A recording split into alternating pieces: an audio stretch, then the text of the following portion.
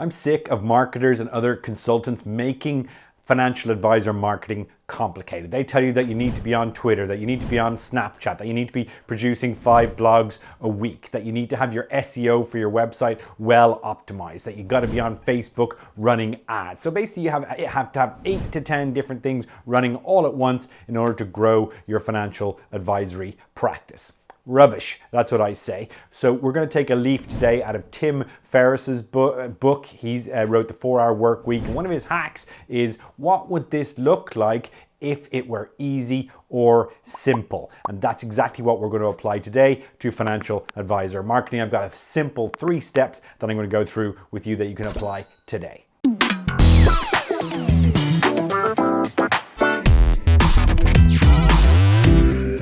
Step 1.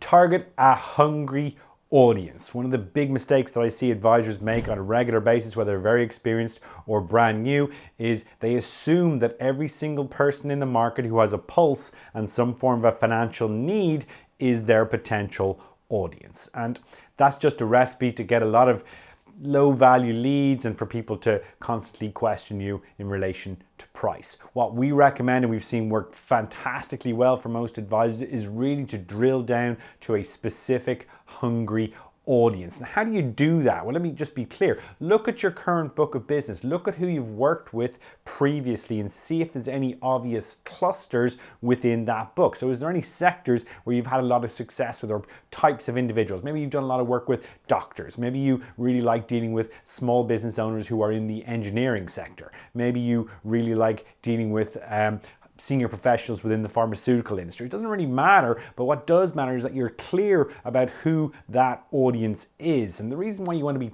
clear about it is you want to show them that you understand their problems and challenges. So if you have a very wide generic audience, you can't do that and your message just won't resonate. Whereas when you can be much clearer about who your audience is, you can be much clearer about the content that you're doing, what your profile and your website actually looks like, so therefore it can resonate with your audience.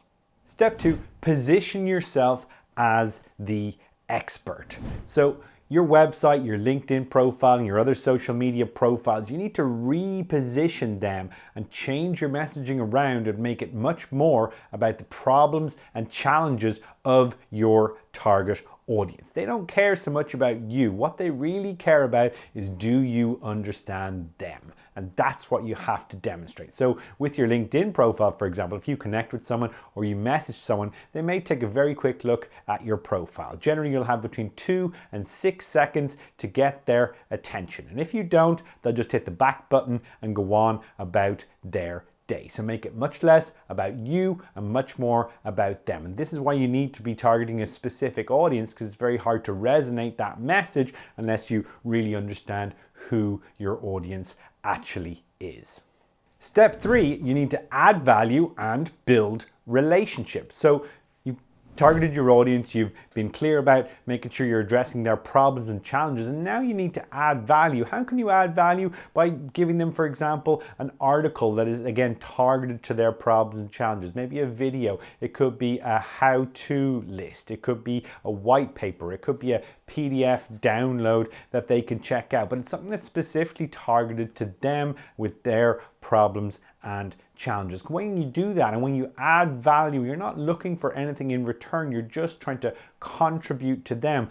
That's what builds the relationship. That's what gets them to start to perceive you as the expert in your segment. That's really the key. And when people start to perceive you as the expert in your segment, the natural result is they start to put up their hand and ask for help. And that's what drives conversion, leads, additional revenue, and obviously assets under management as well.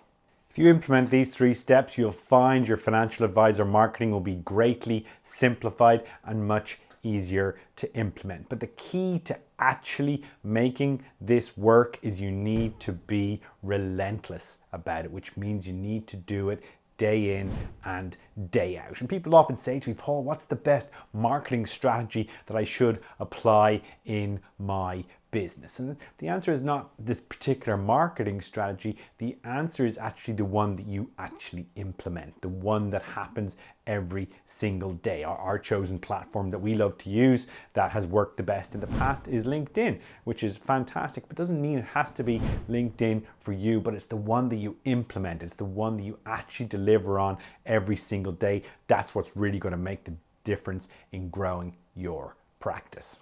Thanks very much for checking out the video today. If you enjoyed it and got some value, please hit the subscribe button and like it so you get notified when we have future videos coming out. If you want to learn a bit more about ourselves and our practice, Paul is my name from Thompson Consulting. You can check out our website at advisoraccelerator.com. We'll put the link down below. Thanks very much for your time.